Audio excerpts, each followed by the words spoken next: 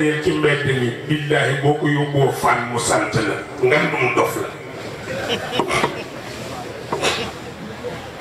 billaahi maa la ko wax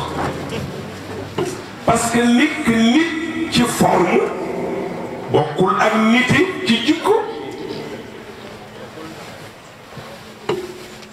nekk nit ci forme di dox ñu ne këli nit la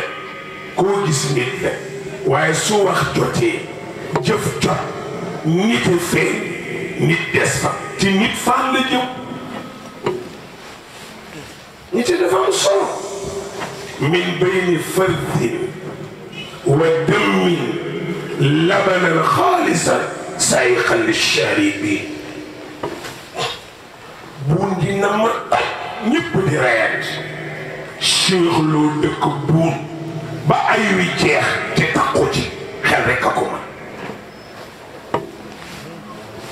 àndul ak murit àndul ak tijaan àndul ak xaadir àndul ak laayeen àndul ak ibaadu rahman àndul ak ku gëmul dara fexe ne ba mbir mi jeex ku dajeeg Cheikh ni ko Lo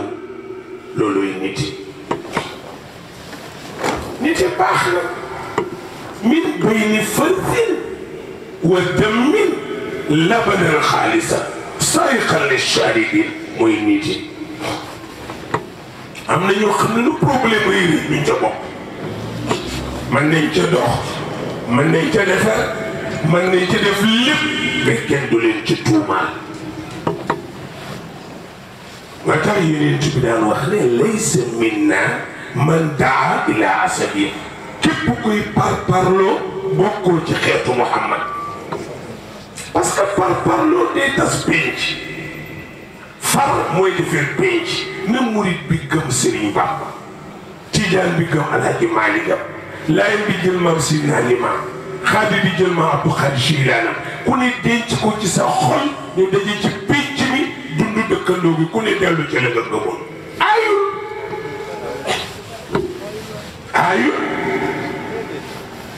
te loolu fii moo koy def waxoon naa leen daaw nag ne leen xel ngañ ci meew lay jógee waxoon naa leen xel ci meew lay jógee jëf jóge ci xel loo nàmp meew yor xelu loola loo yor xelam yor jëfam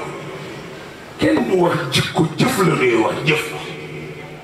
daa am lu xew ñu ne Cheikh Lo ko wax Serigne Fall ne du waxam de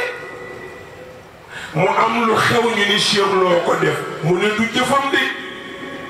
olof yàq ko ne du jikko fekk diw liñ wax ne moo ko wax du jëfam liñ ne moo ko wax du waxinam gis nga boo iñaanul mën a atte sa waay boo soxoree nag da nga naan maas oustaz man naan nag ndax nit la di nga waxe ko añaan mën na am parce que nit la mais nit la mais niti la ba warul mën a am